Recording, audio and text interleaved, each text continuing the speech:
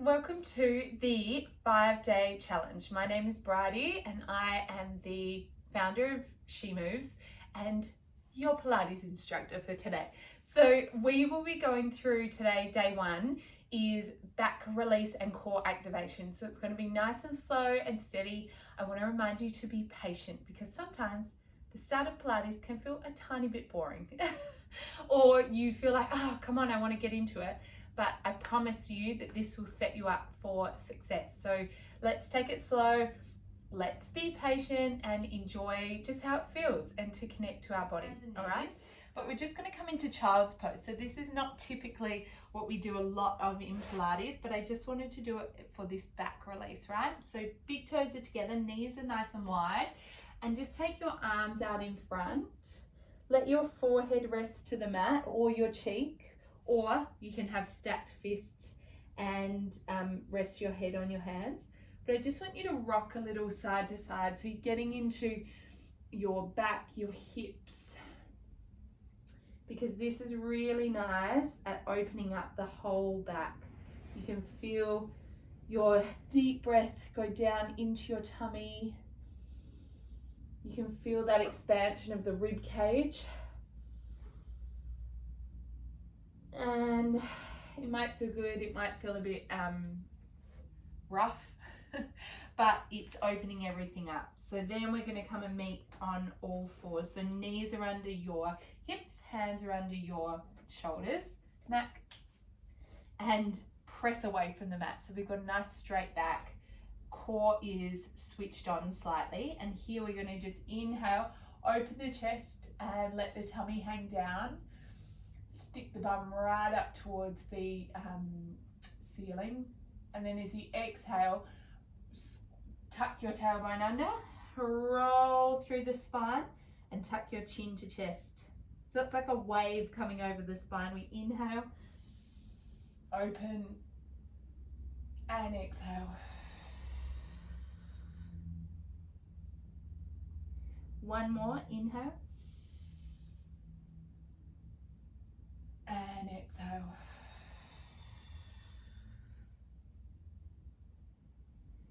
Come to center here, and then we're going to wag our tail or our pretend tail. So we're going to look towards your hips and bring them towards you, and then take it to the other side and look towards your hips and keep doing that. So use your breath, inhale and exhale. Really feel that beautiful stretch all through the side of your body. And one last one. Beautiful. All right, we'll come up, give your shoulders a little roll, give your wrists a roll. We're taking it nice and gently today. So it's a very easy beginning. It's nice to ease us in on day 1, right? So here we're gonna lay on our back the neck's nice and long, so if you need to move your ponytail, I always do, out of the way. Feet are hip width apart, and we're going to press into the heels and just start to tilt the pelvis, right? So the bum might come off the ground slightly, and then let it relax and maybe let a little arch of the lower back, so your lower back comes away from the mat. So little pelvic tilt. So we're going to flatten the back into the mat. Don't lift the bum deliberately, but it might just lift slightly. And then back and forth. So just tilting the pelvis. And you'll feel here when your lower back is lifted up off the ground, there's not much core connection. You don't have much strength here, and there's not any pelvic floor activation. Whereas when we start to flatten the back into the ground, not with force, but just gently, you can feel that across your hips is a little bit firmer, and there might be a little bit of a lift through the pelvic floor. So that is when we're in more of a neutral spine and we're in a stronger position. So if a toddler were to come and jump on your tummy, this is the position you want to be in, not with this arch in your lower back. And that's where we talk about neutral spine a lot. We've got a connection from our ribs to our hips. So we're going to go through some breathing here. So keeping that pelvic tilt where our lower back is flat on the mat. I want you to take your hands to your rib cage, so you'll be able to feel your rib cage. And then here, let's just try and breathe into the rib cage like we're opening it out to the side. So our tummy isn't lifting deliberately, it's our rib cage expanding. So inhale and exhale. The rib cage funnels down towards the opposite hip. So again, inhale and exhale.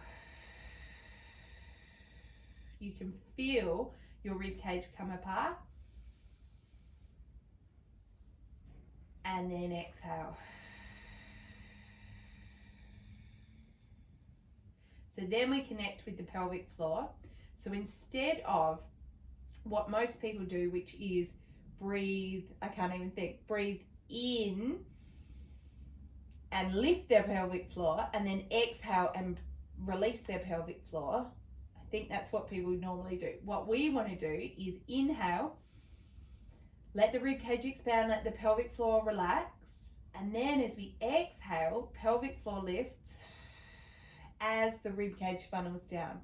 We get that real connection in our core. We feel strong in the pelvic floor. We feel strong in our core. We feel strong through the back. So we're going to do that one more time. Inhale, rib cage expands, pelvic floor relaxes. We're still in a neutral spine, so you don't want to let your lower back go. And then exhale, lift the pelvic floor, funnel the rib cage down, and feel across your tummy. Of course, there might be some wobble or whatever, but there's a firmness there. There's a flatness. Your rib cage isn't flared. Your rib cage and your hips and lower abdominals are all nice and flat and firm, or a firmness there, okay? So that's enough of that before you get bored.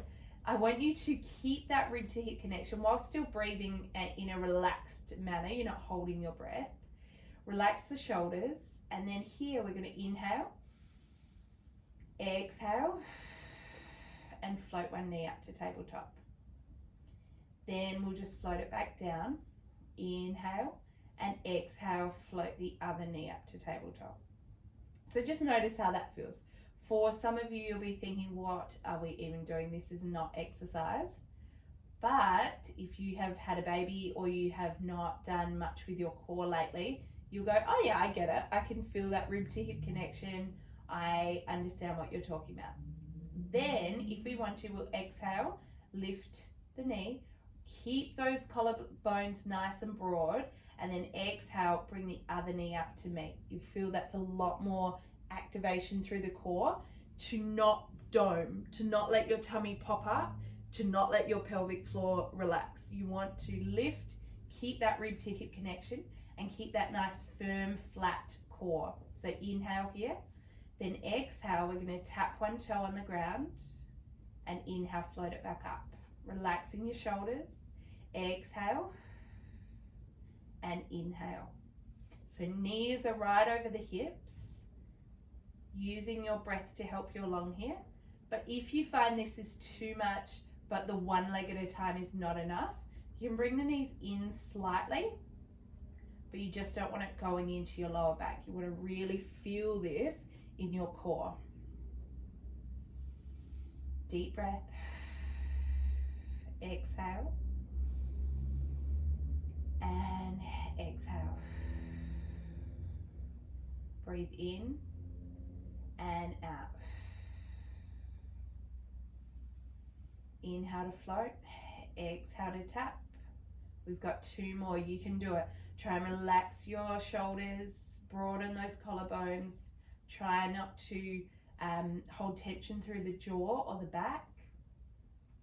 Beautiful. Hug those knees in, roll over your lower back, and have a nice deep breath. Good job. All right, I want you to hug one knee in and extend the other leg out long. Relax those shoulders again, and just pull that knee in as close as you can.